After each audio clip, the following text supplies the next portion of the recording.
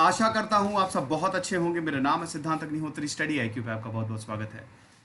तो दोस्तों हम बात करेंगे आज लिंकन्स प्रोजेक्ट की। इन कंटेंट आपको पता ही है, मैं आजकल इंडियन एक्सप्रेस बहुत पढ़ता हूं, मतलब मेरे दिन की शुरुआत ही इंडियन एक्सप्रेस से होती है।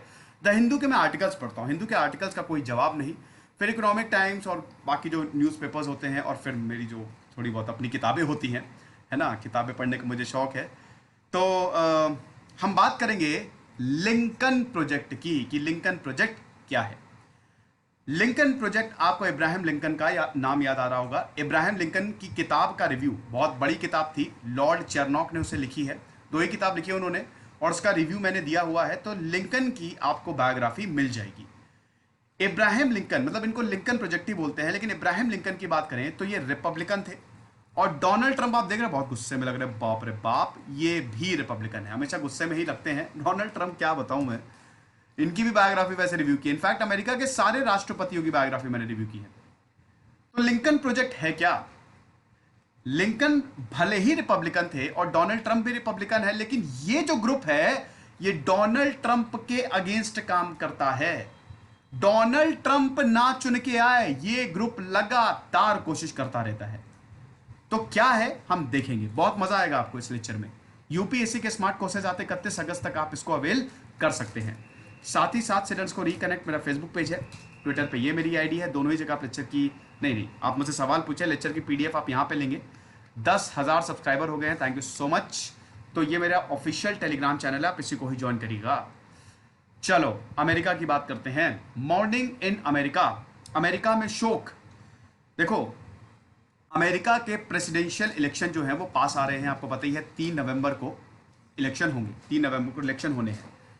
और डोनाल्ड ट्रंप की जो गद्दी है वो हिलती हुई दिखाई दे रही है, बहुत मुश्किल है इस बार। हालांकि अभी देखिए, अभी तो नवंबर दूर है, कुछ कह नहीं सकते, लेकिन अगर अभी इलेक्शन हुए तो एक्सपर्ट्स का ये मानना है कि डोनाल्ड ट्रंप हार जाएंगे।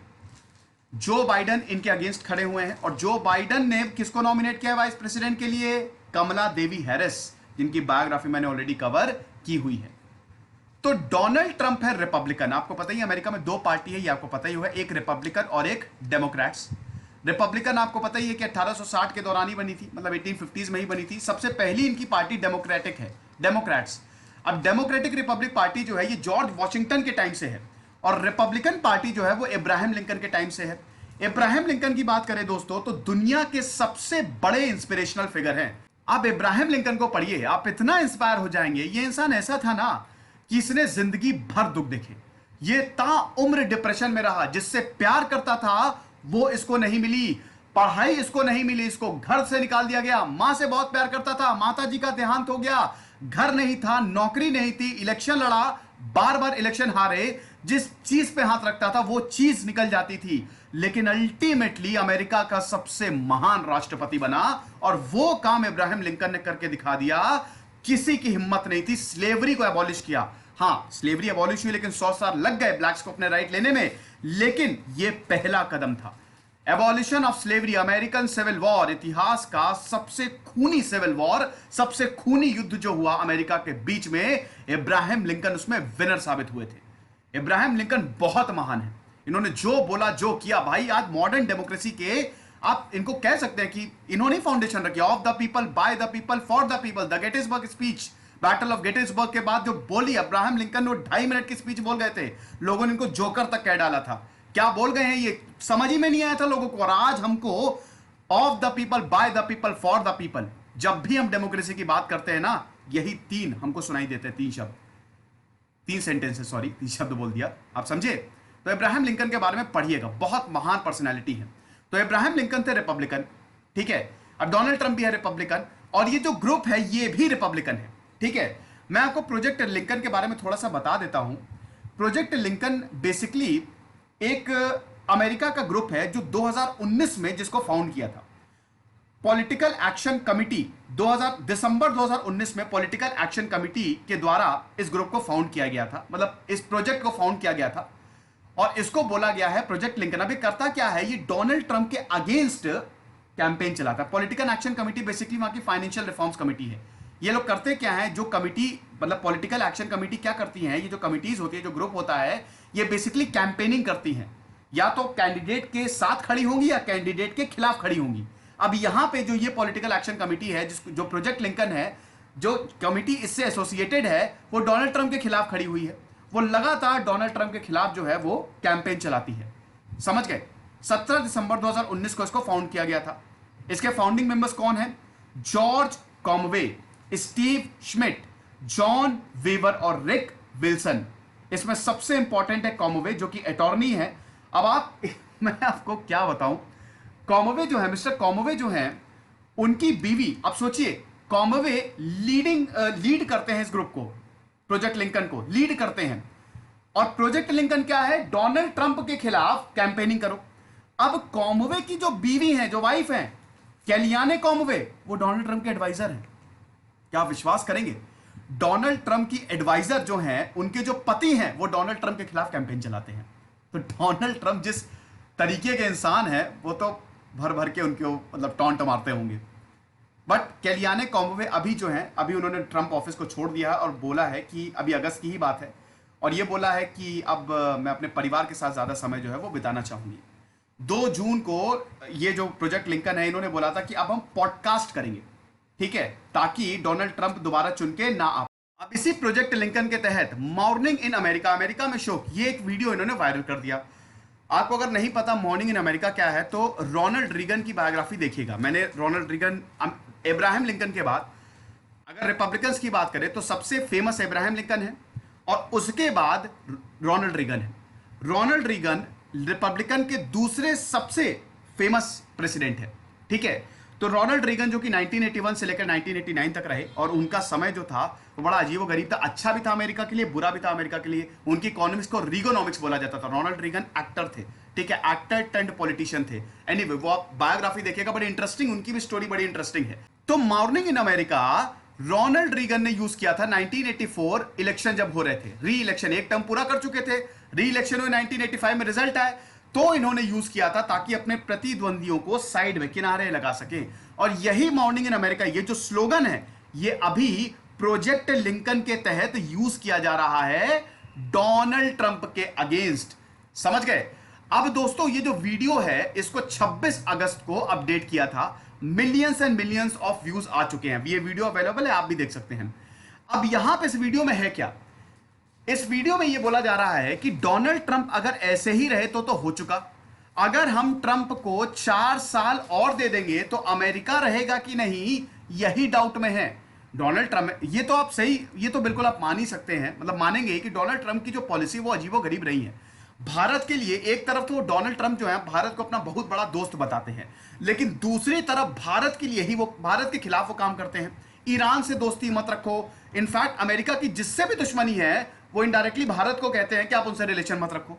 दूसरी चीज, अभी वीजा पे आपने देखा H1N1 वीजा, भाई इंडियंस जो हैं वो बाहर काम करते हैं, अमेरिका में काम करते हैं, इंडियन स्टूडेंट्स अमेरिका में काम करते हैं, वीजा पे उन्होंने आपने देखा कि सस्पेंशन लगा दिया।